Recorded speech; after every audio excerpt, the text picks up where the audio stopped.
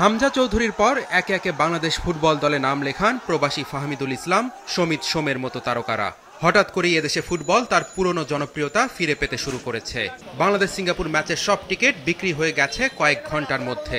কাঙ্ক্ষিত সেই টিকিট না পেয়ে বাফুফের সামনে অনশন শুরু করেছে একদল ফুটবল সমর্থক। এত টিকিট গেল কই, সেই প্রশ্ন তুলেছেন তারা। 19-এ যখন আপনি ফ্রি টিকিট দিয়ে কাউকে ঢুকাইতে পারেন না, সেই সময় এই ছেলেপেলেগুলো মাঠে ছিল। এই ছেলেপেলেগুলো সেই সময় আন্দোলন করে গেছে। আপনি যখন বাংলাদেশের 7টা গোল খাইছেন, তখন বর্তমানে যে বড় বড় সেলিব্রিটিগুলো, কন্টেন্ট ক্রিয়েটরগুলো বাংলাদেশকে 7-আপের সাথে তুলনা করছে অস্ট্রেলিয়া 7 গোল খাওয়ার পরে। তাদেরকে আজকে টিকিট দিচ্ছেন আপনি। আলট্রাস সেই সময় প্রোটেক্ট করে গেছে বাংলাদেশকে।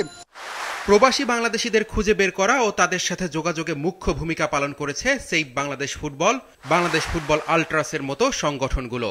সামাজিক যোগাযোগ মাধ্যমে তাদের সঙ্গে Bangladesh football walking around the dreams নামের গ্রুপও দারুণভাবে চাপ দেয় বাফুফেকে বিদেশিদের দলে নিতে। অথচ আলট্রাসের মতো বড় ফুটবল সমর্থক গোষ্ঠী একটি টিকিটও পায়নি। বাংলাদেশি ফুটবল সমর্থকদের আবেগ নিয়ে খেলছে বাফুফে, এমন অভিযোগ অনেকের। ওয়ালটন আবারও মিলিয়নিয়ার অফারে ওয়ালটন ফ্রিজ কিনে আপনিও হয়ে যেতে পারেন মিলিয়নিয়ার।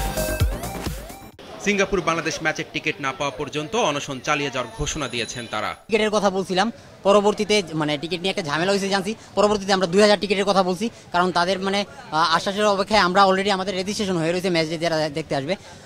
তো আমরা যা আশা করতেছিলাম বা আমরা যা দাবি করছিলাম, এর ছিঁড়ে ফোটাও তারা আমাদেরকে দেওয়ার অ্যাপ্রোচ নেই। গতকালকে পর্যন্ত তারা আমাদেরকে দীর্ঘ প্রায় 40 দিনের মতো এই বিষয়টা নিয়ে জল ঘোলা করে গতকালকে আমাদেরকে জানাইছে যে আমাদেরকে তারা 100 টিকিট দিতে পারবে, আমরা 100 টিকিট তাদের কাছ থেকে কিনে নিতে পারবো। এর আগে তারা আমাদেরকে এটাও ক্লিয়ার করে নেয় আমরা অনলাইন থেকে আসলে টিকিট কিনে নেবো কিনা, কারণ আমরা এর আগে অফলাইনে আমাদের চাহিদাটা আমরা জানাই রাখছিলাম। যদি আমাদেরকে তখন তারা জানাই রাখতো অনলাইনে আমরা কিনে নেবো, তাহলে আমরা অনলাইনে একটা ট্রাই করতে পারতাম। কিন্তু আমাদেরকে শেষ মুহূর্তে এনে, ম্যাচের আর কয়েকদিন বাকি আছে, এই মুহূর্তে এনে বলতেছে যে আমাদেরকে 100 টিকিট দিবে।